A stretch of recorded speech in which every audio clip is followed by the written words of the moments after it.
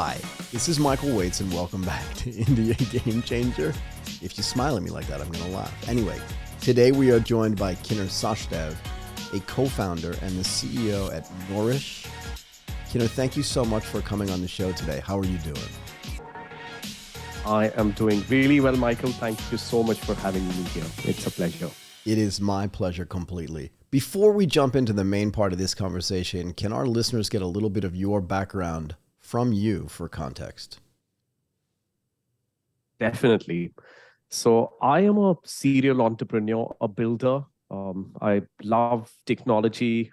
Like to call myself a philomath and a technophile. Heavy words, but those are the two words that really define me. People usually give their background with their education background, but I think these two words are who I am. A philomath is someone who loves learning and constant growth. Technophile is somebody who loves technology and the ability to impact the world with the use of technology. Being a serial entrepreneur, I ran my earlier companies in the domain of technology consulting, and Knorish is the venture that I lead right now as the CEO and co-founder. So I'm going to jump in and say, I love this idea of not identifying yourself from where you went to school. I really do. And what you studied, because in a way, the older you get, the less it matters. And if it's going to be meaningless is the wrong word, but if it has less meaning and depth as you get older, well, then let's just get away from it as soon as possible, because the idea of identifying yourself as a philomath is a way of saying to people, I've learned a lot already, but there's so much more left to learn. And in life, in a way that's so much more important, no? Absolutely. But I think you have a really valid point there. It's not that important to identify with the degrees, but they do shape you. They So do. I did go to one of the top schools in the UK to study my master's in industrial and commercial biotechnology, worked as a scientist. But when I define myself, and this is such an interesting question, if you introduce yourself, I mean, the impact or the connection that we will build with someone rarely is dependent on what we studied, Yeah. but it's more about what we like to do right now and who we are as a person. So that's where the introduction. Yeah, and I kind of learned this when I started working in Japan back in 1990. A lot of the people used to say to me, oh, he's American, or he's from the United States, or he was born in California. And I would always say to them, look, I don't want to identify with anything except with me. I just want to be Michael. And if that's okay with you, then that's okay with me, because otherwise you're put in this box, this defined box already, and it's hard to get out of. But if you start outside, then it's much easier to define yourself for other people, and it's less likely that they're going to think of you as X as opposed to A through Z. Is that fair? Yes, absolutely. I think you're spot on there. And Japanese are well respected for this way of thinking, and I think there are so many things in Japan. That's a conversation for another day, another podcast. But yeah, no, thanks for mentioning that. Maybe. And it's funny because I had this experience yesterday where I was sitting in a hotel and I was waiting for somebody else to do another meeting. And I think you'll appreciate this, but there were three ladies there and they were talking about me in Japanese. I don't know if you've ever had this happen to you. It was so great, because we were sitting in this little confined space. And they're like, look at this guy over there. He's doing this thing. He's doing that thing, whatever it was. They don't know that I speak Japanese. But again, this gets back to the way, like how they look and define you. So I just responded to them with the exact words that I just said to you, but in Japanese. So you yuwarete hoshiku nai. I just said, I don't want you to speak about me that way. And they were just like, oh, wow. Oh, you're really good with your Japanese, though. Yeah, it's not bad. It's not bad. But again, I wanted to engage them in the same way that I wanted to engage you. I wanted to change the way that they defined me and then make them think about the way they defined themselves as well, because I think this is really, really important in the context of the rest of our conversation, no? Absolutely. No, I think it is. But, hearing your Japanese, there's this one thing that I'll mention here again, that Go for it. I have a deep connection with Japan. Tell me. And I worked with Araki-san, the late prime minister who's no longer with us, but Yes. Directly with his team, building better relations with Indian educational institutions and the Japanese ones. Spent a bit of time in Tokyo. Loved Japanese, but could never get a hang of learning it. The kanjis were so many, and it just wasn't an easy language to master. But really appreciate you kind of being able to speak so well. I mean, I can identify the native accent that you have.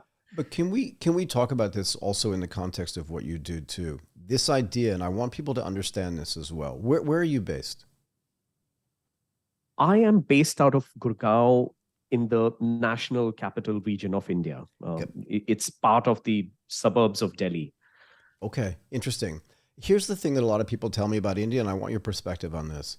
That if you go 100 miles in one direction or 200 miles in the other direction or 400 kilometers in another direction, that you end up with different languages, different dialects, different food, and in a way, different subcultures. Is that a fair characterization, you think? It absolutely is. I think it's not fair to call India just a country from the traditional perspective of how we are accustomed to look at countries. Go ahead. It's almost a continent. It's almost a Yeah. continent with it's like Africa. Africa is a continent with so many different countries, with languages, cultures, dances, food, everything so different. It's just so beautiful.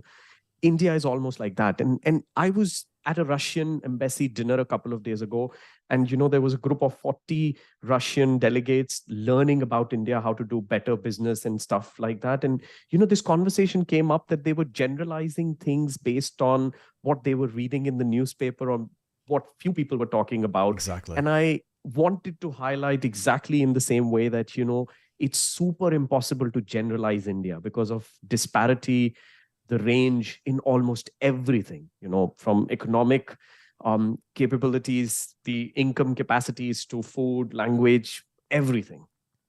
How do we get more people to know about this? Right? Africa, again, a continent with 1 point something. I don't know if it's 2 or 4. We can argue about that too. India, the same thing. Africa, 51 countries. India has its own sort of geographical setup as well, and all of it's different. What's the best way to get people to understand not just what's happening there, but what the people on a day-to-day basis are doing? Great question, Michael. I'll keep it to what I feel, right? I Yeah. think it's not just about India. This topic is so close to my heart, what you just mentioned. I think the ability to synthesize data without putting biases on it is an important ability and a skill for anyone living anywhere now. Yeah. It's Let harder me and just harder. elaborate on that. And I think you Please. have to put India in the same context. If people say that Indians are dark in complexion, or let's say people in Delhi, and this is a common saying in India, people of Delhi are not honest. Statements like these, and you encounter them everywhere. They kind of give you a certain disability in dealing with people from that certain part or handling that data set or statistics in the right way. Yeah. So I would say that don't try to put it in any basket. The If you are an entrepreneur and you want to do business with India or want to understand, can I do business within India? Start learning about businesses in India, but don't try and make any generalization or learning about the country itself. And so it should be contextually sharp. Yeah. Why do you want to learn this piece of data or want to form this image? Are you trying to move to a certain city in India, then go deep into the culture and the living conditions in that city? Because if there was, let's say, a criminal case in the news in one part of the country and that mars your decision to move to another part of India, then you are not taking the right decision, because being such a big country, it's like that. But let me also turn this on its head by saying that I can't take those generalizations even in the United Kingdom. I did my master's there, and I was studying in the northeast of England. A lot of people told me it's unsafe. There is racial discrimination. You're going to have terrible time. There are very few Indians there. And I learned this over the years, that I think any kind of data generalization for any part of the world, any country, any city, even within Newcastle upon Tyne, where I lived and did my Wow. master's, I could not make these statements. I'll have to go and make it about that particular lane. Maybe even about the lane, it won't be entirely true. I'll possibly have to, go deeper into data analysis. So I'm sorry for such a longish answer, but this is something I really feel deeply about. I want to share this with you as well, because this is something I was actually really lucky to learn, not to know, but to learn when I was, I want to say 15 years old, when I was in 10th grade. I was taking a class, and I was a psychology class, and my psychology teacher said to us, don't generalize from your own experience. And I could never stop thinking about this, right? So person A is like this, but that may just define them. It doesn't define whatever group with which they're associated. And I constantly think about this. But here's the other thing too. 5 years ago, 10 years ago, 15 years ago, you and I would not have had the opportunity to speak like this because there was no way we could have the right distribution nor have the right equipment to be able to have this conversation. And frankly, there would have been no way for us to know each other. How does that work in the context of what you're building? Wow. I would like to take the angle of my own liking and understanding of the world and the way I like to live as a human being. I personally believe with the constant evolution of humans, with the advent of technology and whatever we see in any domain, like if you're a doctor, things are changing faster than ever. The information about the human body, the way you can improve the living conditions, treat the body, everything changes. And so is true for almost every profession. So what we need to do in such case where the speed of everything's change is so fast and rapid is that you can only stay relevant if you're constantly learning and evolving yourself. Knorish as a word, the platform that we thought of means nourish your life, your being with knowledge. So we combine two words, knowledge and nourishment, right? So that's how, and we wanted the .com, of course, the .com for everything that exists being taken. So that's where we came up with the word.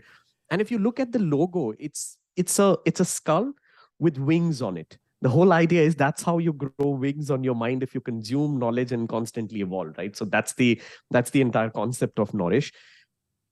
We could see that the real stakeholders, the owners of knowledge in any domain are individuals, not possibly in the teaching profession. So somebody who's doing really well in mathematics might not be the guy who's actually teaching at a university or a school, or somebody who's a yoga expert or a dance expert. They might not be teaching that to the world. Now, the whole concept of Knorish is if we could give the power of the entire internet, the entire ability to build a connection between people who want that kind of knowledge about what you have an expertise in, and it could go directly to them while you make a business around it or a side hustle around it. So that's what Knorish is centered around. That's the idea. So here's the follow-on to that, is that having these individual people who have knowledge and want to be able to share that knowledge and allow other people to nourish that knowledge is great. And a lot of people say that the biggest problem for a startup is funding and cash flow and money management. And I would submit to you, and I'm curious about your opinion on this, that the biggest problem for any new business is not the money per se, right? Because I started this thing, and I'm sure you started your business as well, with kind of zero, right? You just have to start and get going. The biggest problem is discovery. How do people even know I'm doing this? Or do I just exist in a vacuum? Because that's what it feels like. When you first start a business, it's just you and maybe your co-founder in a room somewhere saying, okay, let's start this thing. How do you get the rest of the world to know, though, is super important. And we can argue back and forth about, oh, that thing went viral. But no one's an overnight success. Nobody. I don't care who you are. I don't care how big a star you are. It doesn't happen overnight. But then how do you get people to discover you? This is the big question for me. So there are two sides to this. Before I kind of go directly and explain those sides, let me tell you the backstory of how I understood the importance of what you just asked me. I realized when I was running my last company, which was a consulting venture, we had about 20 people in our team. We were doing $500,000 kind of a revenue, which is decent in this part of the world, $500,000. But I realized that we had hit a ceiling. We could not grow any further. Okay. If we wanted to, we'll have to work harder, do things that, we really didn't think were possible unless we were able to give like a part of our lives to the business, like, cover the ground between the work-life balance and, sacrifice something. So I realized and learned when I started Knorish that the most important ability for an individual as an entrepreneur, and I believe for everybody almost in any kind of a business, is the ability to build a funnel. The word funnel here means your channel between your prospective customer and you. Everything happens in that journey is part of a funnel. Okay. And if in the old world language, if I wanted to put it, it'll be your ability to market and sell. And I'm combining these two. I'm not just saying your ability to do marketing or your ability to sell. The word funnel or the method building a funnel combines these two. It gets the word out, gets your brand in front of the people, and then gets them to buy from you. And I think that's the most important ability that everybody needs to learn. For any business, there are multiple ways to build funnels. And to just get to the point of your question, that how do you, as a business, like how Knorish or my creators, people who build content or build their businesses using our platform, how do they market? I think for both of us, the answer is to constantly evolve in terms of how we build our funnels, experiment with new funnels, improve the ones that we have already got. So can you give me an example of how this would work? Right, because if I think about a Yes. funnel, if I think about a funnel itself, right? I mean, I learned about a funnel when I was a 4-year-old, and my mother said, "Please take this liquid and put it through the funnel so it goes into this thing and it doesn't spill around the outside." I mean, if you really think about what a funnel is, right? It's a thing with a big opening on the top and a really small opening at the bottom, and you want to be able to control what happens at the bottom of that funnel, because that's how you can assure that it's going to go into the bottle or the cup or the glass into which you want to put it. So can we get a couple of like real life examples about how this works, how pouring something in and actually even deciding beforehand, what do I pour into the funnel? How big should that funnel be? What should the output be, if that makes sense?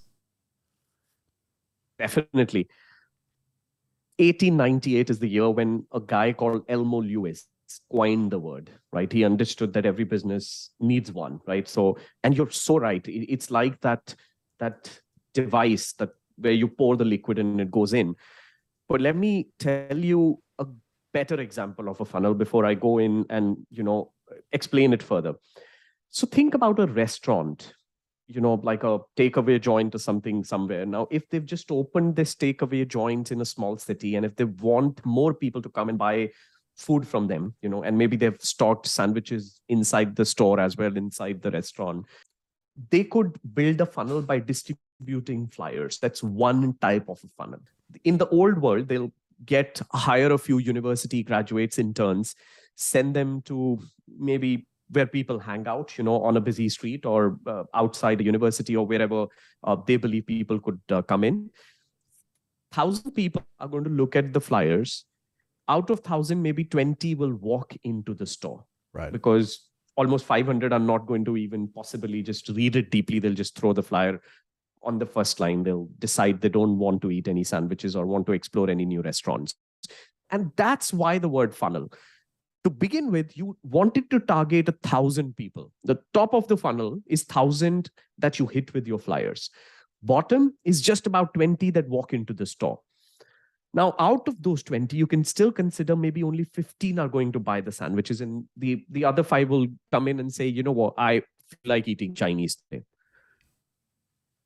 So that's where the entire effect or the definition of the funnel comes. And that's why it's the same device putting large amounts of liquid on the top to capture traffic and then converting a few.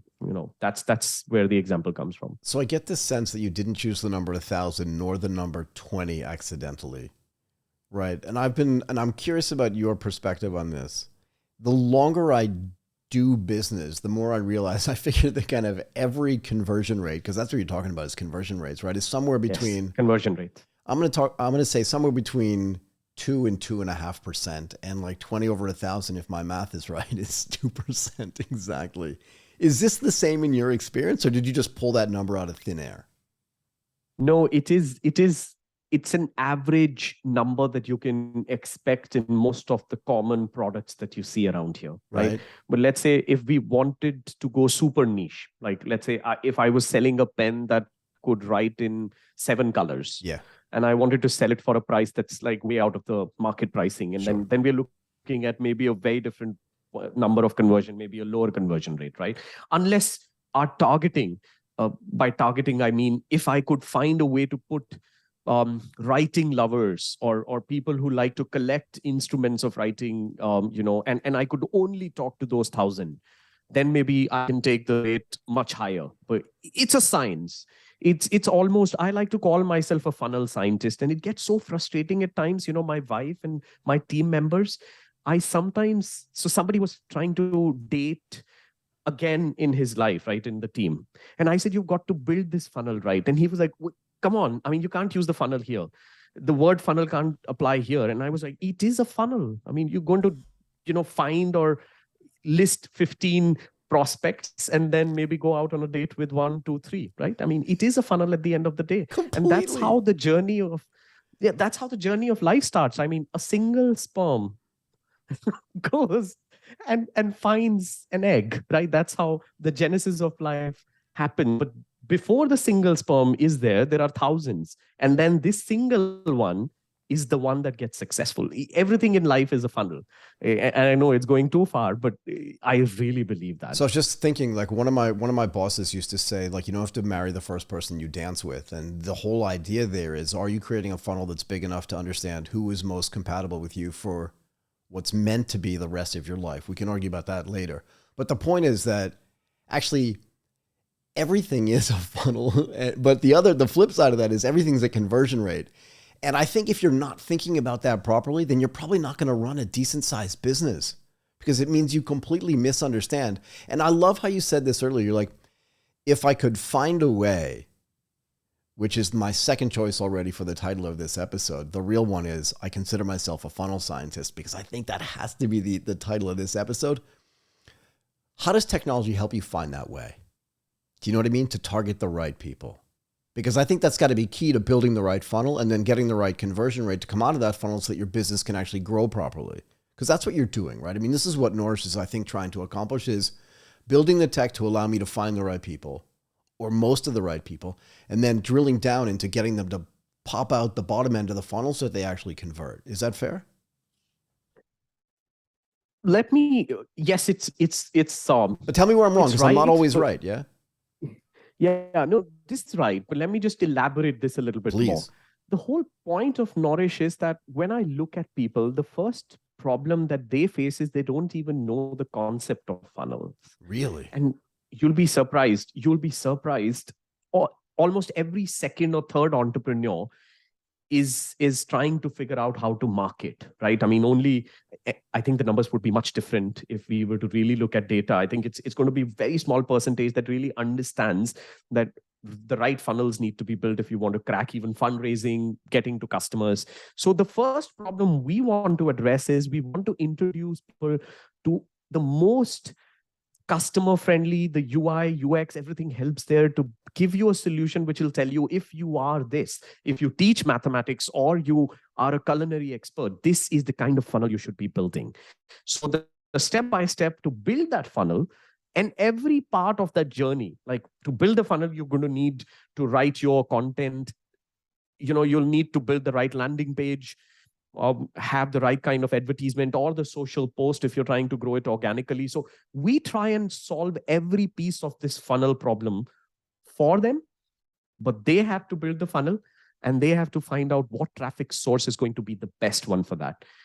Because we let people build white labeled academies. By white labeled academies or white labeled platforms, I mean, if you were launching something, you'll build it in your name. So I don't have a marketplace. Right. Amazon offers you a funnel to sell your product. Shopify says, build your own funnel, use everything that you need to build that, on my infrastructure. Right. So that's the distinction there. We are like the Shopify. So what's the reason why you don't have your own academies? I can answer it for myself, but I'm curious what your thought process is on this. One of the biggest problems with Amazon, and Shopify doesn't do this, I'm going to put it in quotes yet. One of the biggest problems with Amazon is if they see something successful happening, they'll just white label that product and run you out of business. It doesn't sound like that's something you're even remotely interested in doing. Shopify, on the other hand, doesn't do that. They want this really vibrant community of sellers on there, of e-commerce providers and e-commerce sellers on their platform, and they're indifferent about selling anything at all. Like, I wonder sometimes why there's not a Shopify marketplace, but they've just made this kind of value judgment of, we'd rather build a place where you can build a store and not compete with you. Are you having this same thought process? I personally believe, I think it's really important to have both Amazon and Shopify in the game. Okay. I'll tell you why. Tell me. I classify sellers, especially the content sellers and knowledge sellers, people who are in the business of knowledge commerce. The big difference between Shopify and our target audience or people who use us is that Shopify, people are using it to sell goods, merchandise, physical products, right? Yep. On Knorish, and like I explained the word, you sell knowledge. Yeah. You're basically monetizing your knowledge.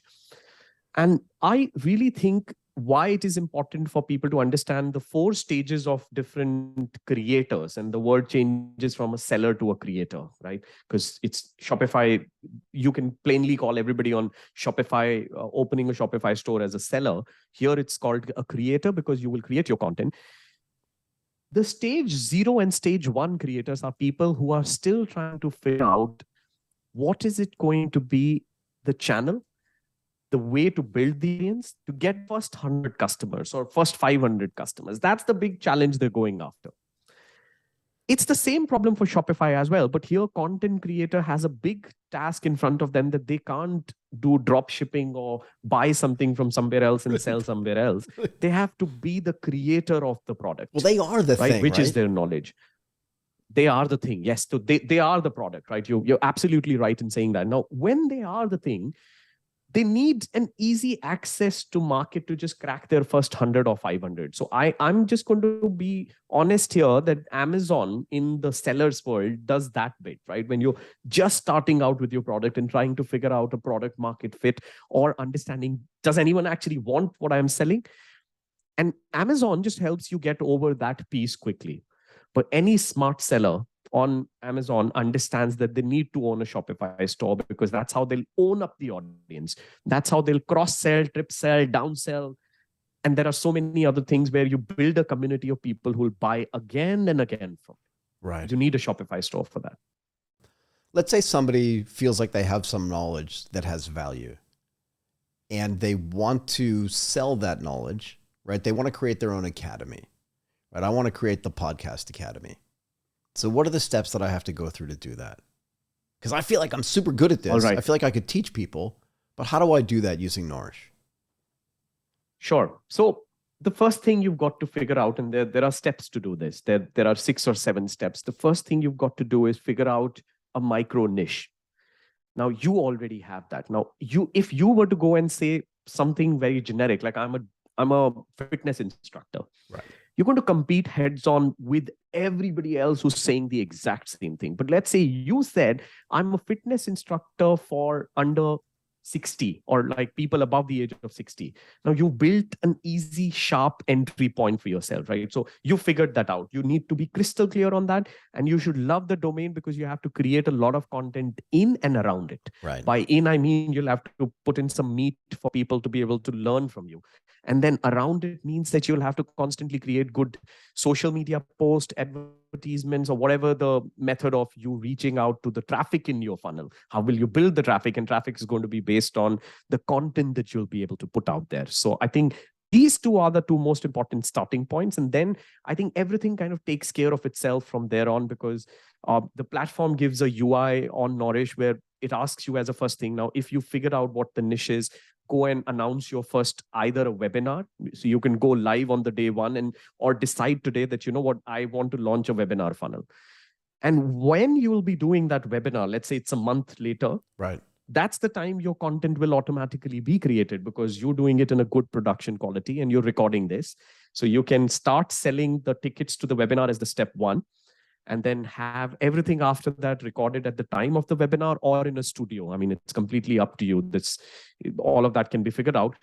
The next step would be for you to be able to figure out how do I drive traffic to this now? Like right. I have a content piece. So you're teaching podcasts or how to create podcasts. Maybe you have a video, a webinar, a small booklet. Creating content is the easy bit and the platform lets you do that. You figure it out because I can see you're already good at that. To drive traffic, you'll have to just dive onto some channels where your audiences hang out. And I think that's, to me, is the most important thing. You have to figure out that if your TG, people who want to create podcasts are entrepreneurs, or let's say they are people who are in the media business, you'll have to figure out about forums, social media, groups on Facebook, Insta, LinkedIn, wherever they exist, and then try and find a way to get your messages across them.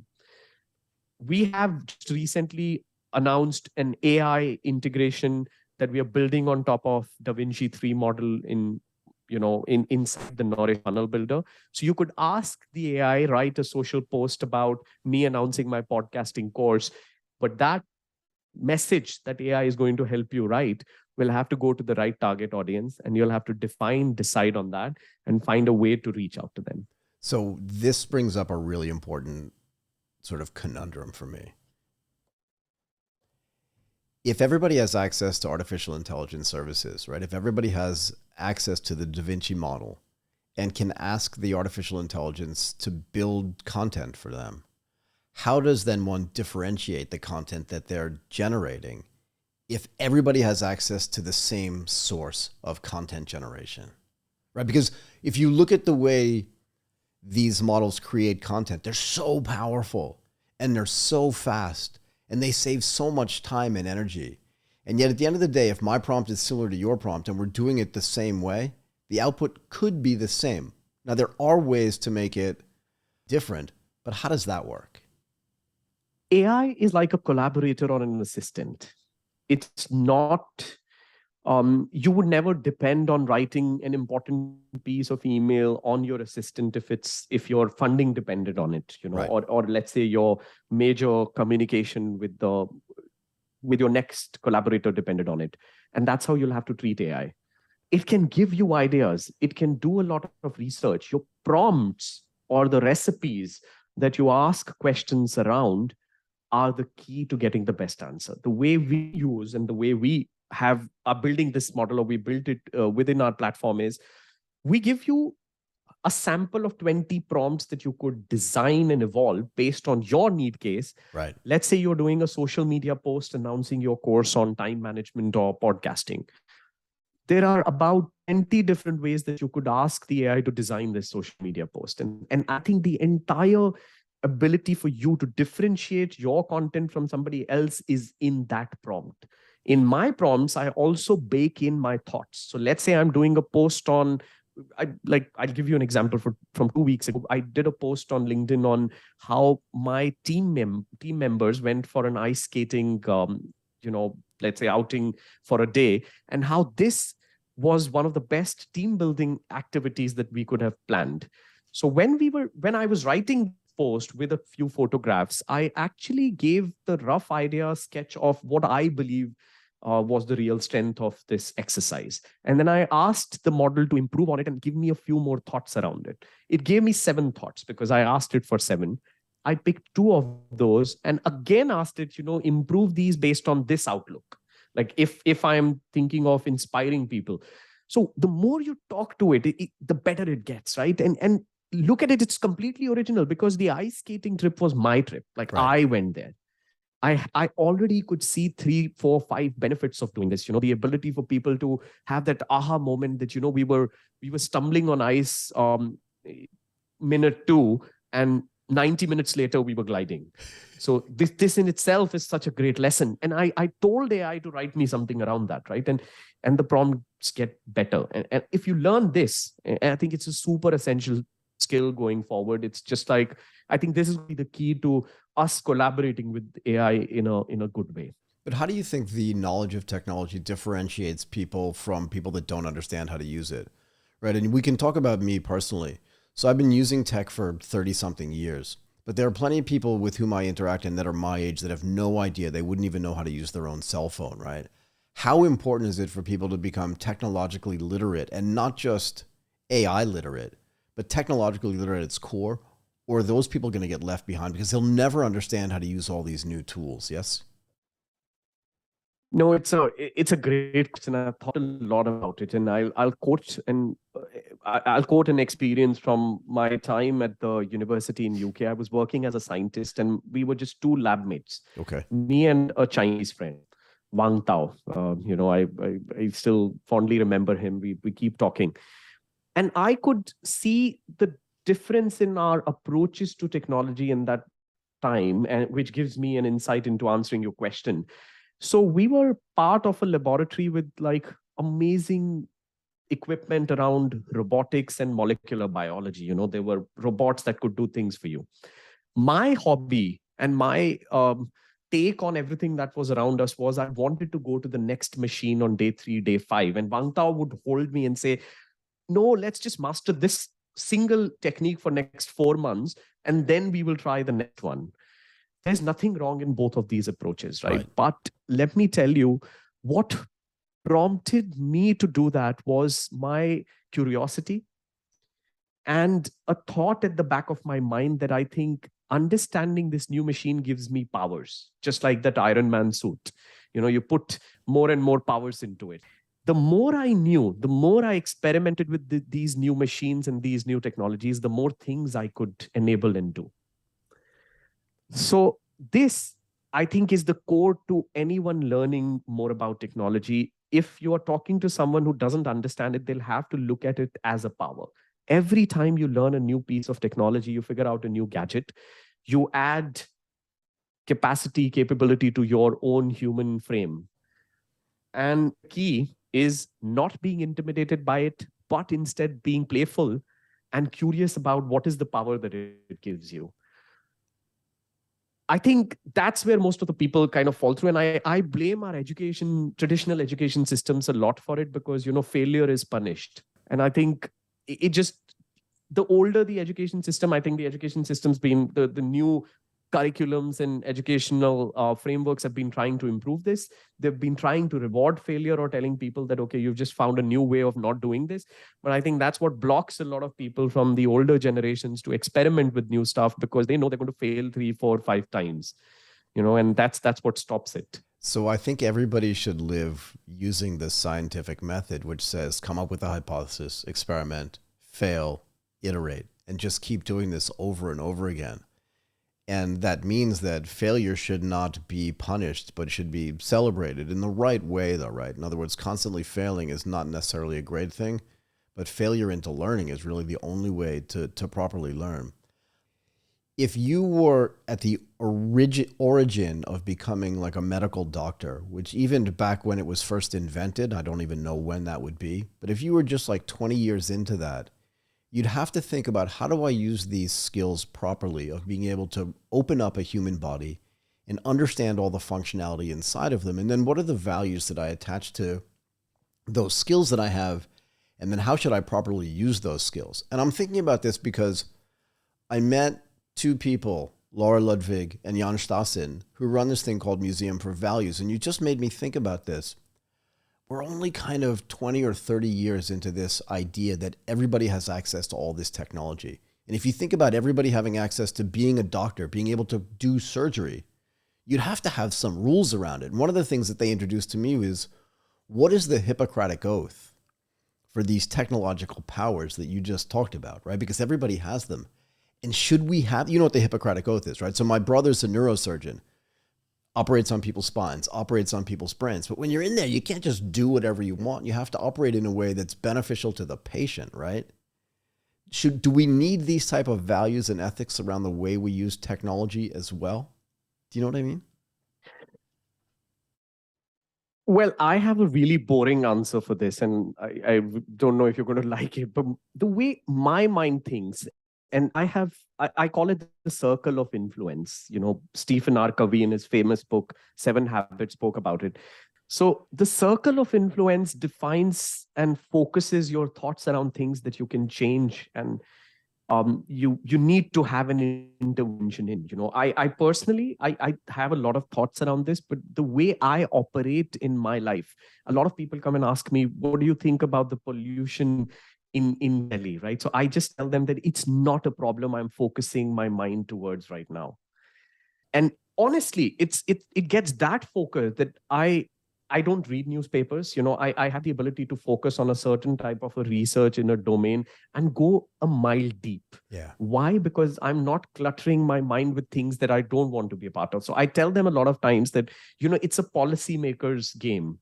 I don't give a lot of thought what should be the framework. And I think the best that I would be able to tell you there is that I think the problem in front of us right now There's so many pieces of technology that we need to figure out. I'm also cognizant of the bad side of what you just said when the frameworks lack, which also are societal frameworks. Like India, my prediction is going to be one of the largest cyber crime affected country in the coming few years.